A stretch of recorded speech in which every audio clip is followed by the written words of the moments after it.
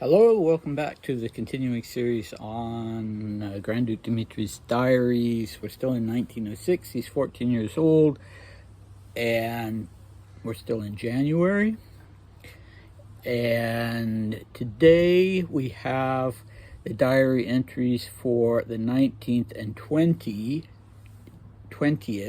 and then he skips forward a couple days to the 23rd, and I'm hoping we'll have enough time to do the 19th, 20th, 23rd, and 24th, because there's not so much introducing to do or explaining.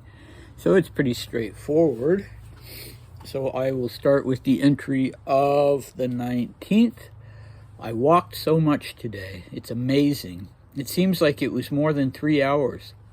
Today we were talking about the 4th. To tell the truth, I don't really want to go to Moscow for that day. Well, all right, let's assume that Aunt wants to spend that day alone. Then we suddenly appear. On our side, it will be something that we feel pushed into doing, and on Aunt's part, she'll think it's something we want to do, so she'll have to sacrifice for us. No, in my opinion, it would be better to stay here, because I'm afraid that if we go there, we won't be allowed to come back here anymore, and we'll have to stay in Moscow, which would be a real bore, since we like it here so much. So if you've been watching these all along, you know that the 4th refers to the assassination of Grand Duke Sergei on the 4th of February, 1905. Old style, the Julian calendar, and that Maria and Dmitri were nearby when that happened because they were in the custody of their uncle Sergei and their aunt Ella.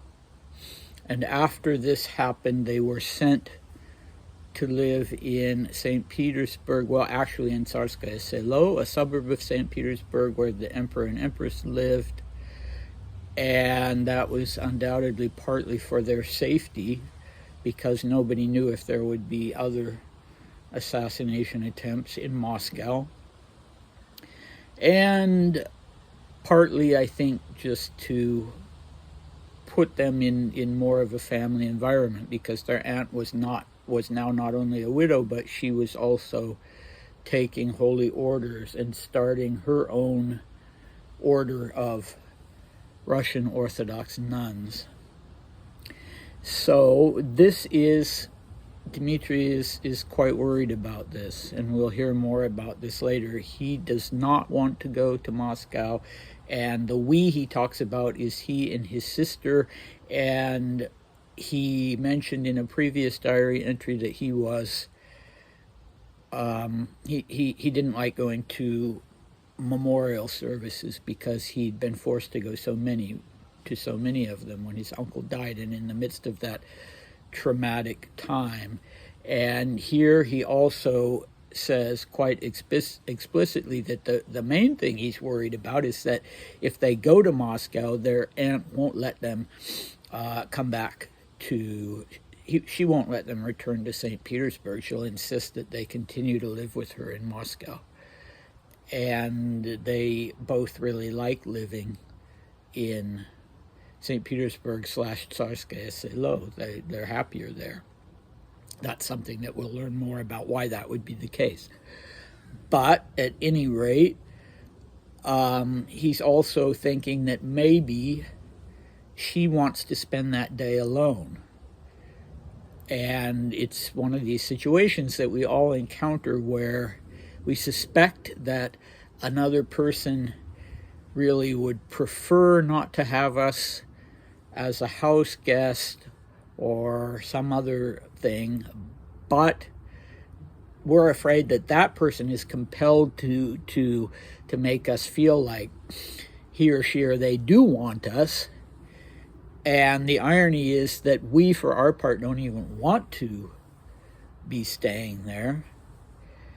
But it's too awkward of a topic for anybody to be the first one to bring up. Feelings could get hurt. So that was a problem. but it is now, in that diary entry, is 19th of January, and so there's still a little while before the 4th for them to try and work these things out. So here's the diary entry for the 20th. I really want to sleep. I really can't write. We had dinner at home. I was terribly naughty. It was a lot of fun. Tomorrow there will be a new teacher. It's terribly scary. I probably won't know anything, and there will be a scandal.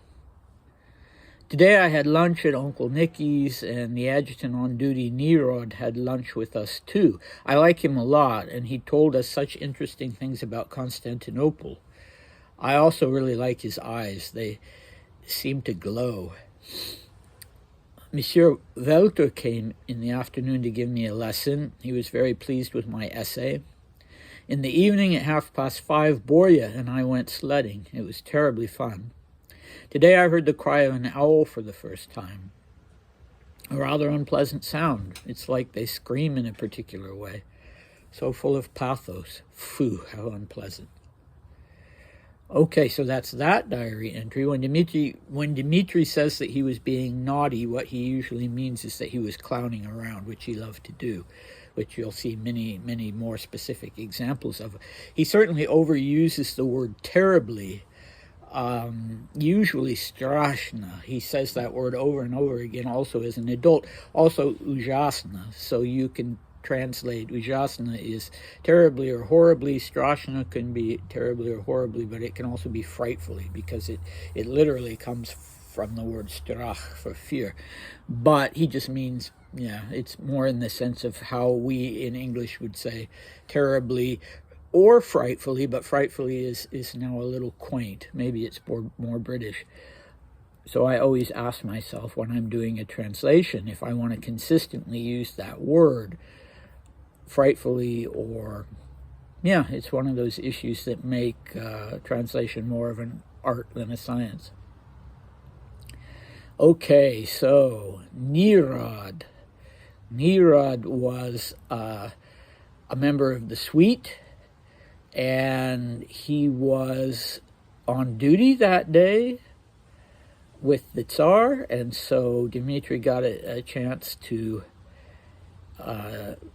get acquainted with him over lunch. They probably already knew each other, but maybe not well, because Dmitri makes this rather odd observation about Nerod's eyes. I really like his eyes. They seem to glow or shine, and that's sort of an unusual observation. It makes me think a little bit of my nephew, who's now 18, and when he was that age, it's the sort of thing he would have said, but not the sort of thing that I would ordinarily expect a boy or girl of that age to bring up.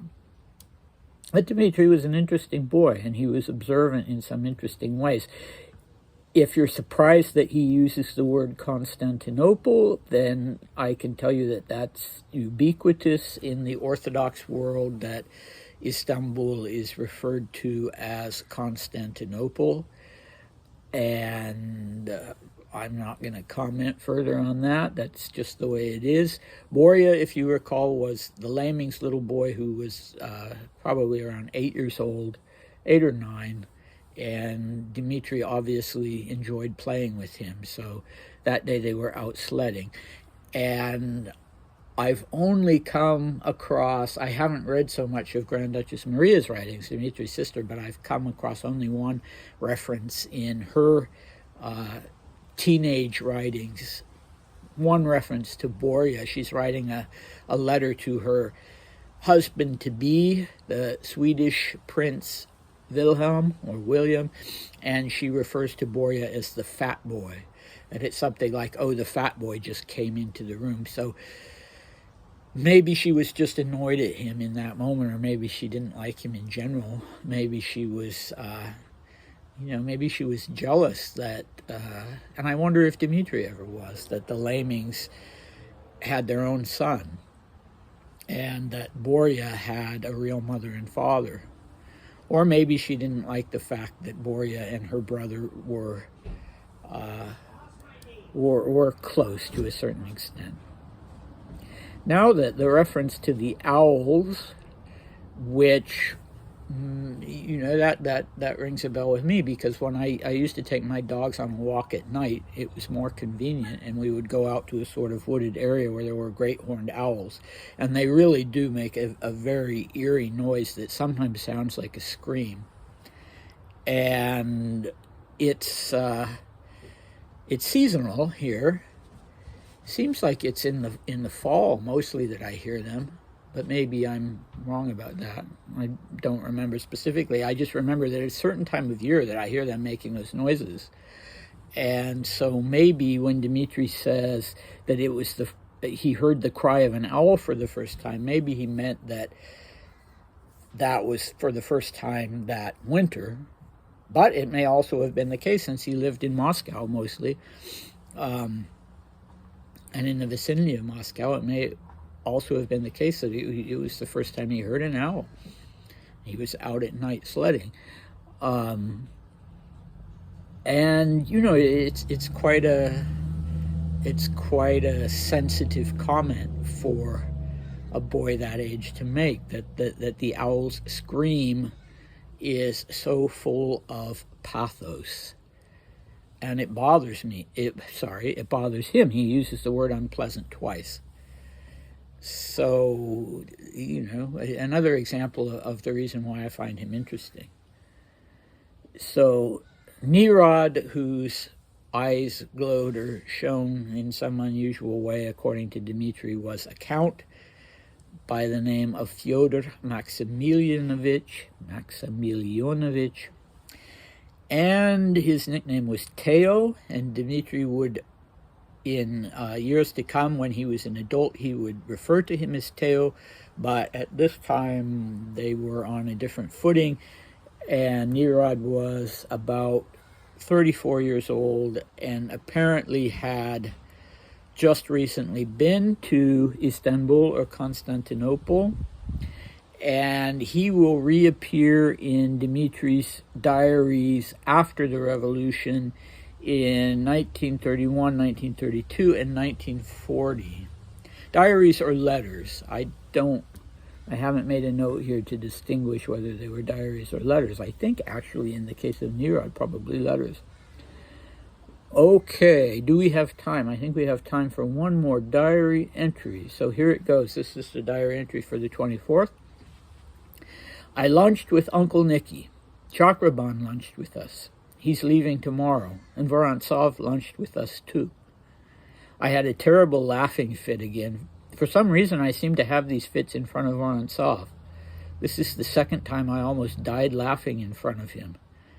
I did my homework in the evening, and GM forced me to go for a walk, which I absolutely didn't want to do, so it was a very boring walk, though admittedly short. I was as silent as a fish. Tomorrow there will be an awful lot of lessons, arithmetic, history. God grant that I know these topics well. Well, maybe things will turn out all right. All right, so you remember Chakraban, right, the Thai prince, and he was apparently leaving Russia for a while, and he was a young man, 22 years old, although Dmitri doesn't seem to have had any particular thoughts about him or liking for him. So this seems to have been possibly an all-male affair, this lunch. Uncle Nicky was there, Chakraban was there, Vorontsov was there. Who was Vorontsov? I don't know. There were lots of Vorontsovs, and without any initials or any rank or anything, it's hard to say. But he must have been kind of a funny guy, because here's Dmitri saying that he always has laughing fits in front of Vorontsov. Or maybe he wasn't a funny guy and his seriousness or something about him made Dmitri laugh. But this is the first sort of explicit reference to these laughing fits that Dmitri has. And he actually himself describes it that way, although he uses the French fou rire, to laugh like a fool. And so what was going on with this? I don't know, but I'm just speculating, but I kind of suspect that maybe that was what was happening at the regimental dinners, and it was embarrassing, and that was why Alexandra decided that Dmitri shouldn't go to them anymore. So he says it's the second time that this had happened in front of Vorontsov. How many times it happened, not in front of Vorontsov, I don't know. So there's a little bit, so you'll see as the diary entries go along that there is now and again a certain amount of tension between Dmitri and GM that you would absolutely expect from a teenager and the person in charge of him or her. So GM forces him to go out on a walk. I don't know why. Maybe he'd been in the house all day and he absolutely didn't want to go, he says. And so while they were on the walk, he gave GM the silent treatment. He was as silent as a fish.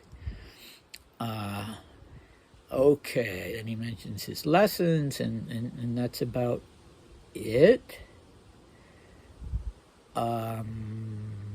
Yeah, let's see, what do we have next?